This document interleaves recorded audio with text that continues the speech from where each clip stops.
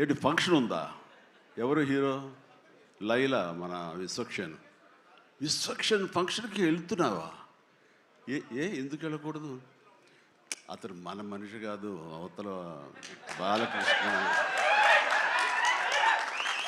అప్పుడప్పుడు తారక్ అంటాడు అని. అంటే మనుషులు అన్నాక వేరే వాళ్ళ మీద అభిమానం, ప్రేమ ఉండకూడదా? నా మీద ఆప్యాయత ఉండకూడదా? ఇదేంటిది? మా ఇంట్లోనే మా అబ్బాయి సూర్య అంటే చాలా ఇష్టం. అంత మాత్రం చేత వాడి ఫంక్షన్ వెళ్ళకూడదా? వాడితో కలిసి భోజనం చేయకూడదా? వాడితో ఉండకూడదా?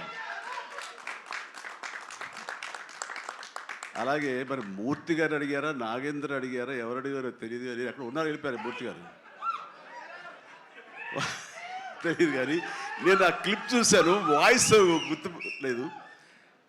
మీరు బాలకృష్ణ కాంపౌండ్ కదా విశ్వక్సేన్, ఇప్పుడు మెగా కాంపౌండ్ నుంచి ఆయన ఎలా వచ్చారు అని చాలా చక్కగా సమాధానం చెప్పాడు. మా ఇంటికి కాంపౌండ్ ఉంది కానీ ఫిలిం ఇండస్ట్రీ కాంపౌండ్ లేదని.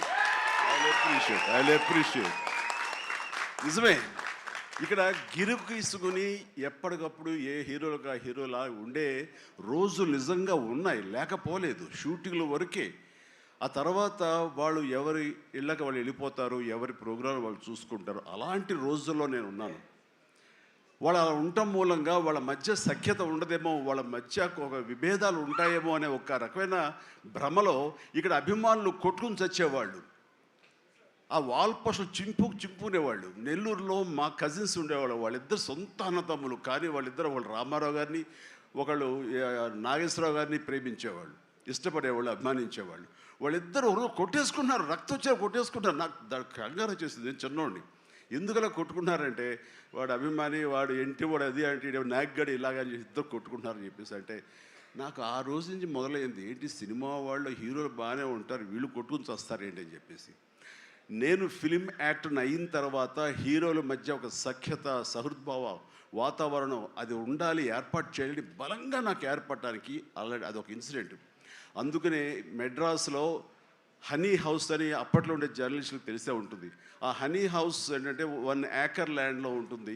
ఎక్కడ ఏ 100 డేస్ ఫంక్షన్ జరిగినా, ఏ ముహూర్తాలు ప్రారంభోత్సవాలు జరిగినా, ఎవరికి ఏ బర్త్డేలు జరిగినా, ఏ 31st నైట్ డిసెంబర్ ఫంక్షన్ చేసుకోవాలనుకున్నా సరే, అటు తమిళ ఇండస్ట్రీని, ఇటు తెలుగు ఇండస్ట్రీని ఆహ్వానించి అక్కడ అందరికీ చక్కగా పార్టీ ఇచ్చి ఒక రిక్రియేషన్ తోటి మంచి భోజనాలు చేసుకుంటూ, అంటే అవి ఉంటాయనుకోండి, అది వేరే విషయం. సో వీటితోటి మనుషుల్లో ఉండే అరమరకలు కానివ్వండి, పొరపచ్చలు కానివ్వండి, ఇవన్నీ కూడా సమసిపోయి ఎంతో హాయిగా ఉంటారు. అది నేను ఆ విషయం చాలా చాలా సక్సెస్ఫుల్. కాబట్టి ఈ రోజుకి నాగార్జున, వెంకటేష్ అండ్ బాలకృష్ణ మేమందరం కలిసికట్టుగా ఉండటానికి, ఒకళ్ళ ఫంక్షన్ ఒకళ్ళు వెళ్ళటానికి, ఈ మధ్యకాలంలో బాలకృష్ణ 50th ఫిల్మ్ సందర్భంగా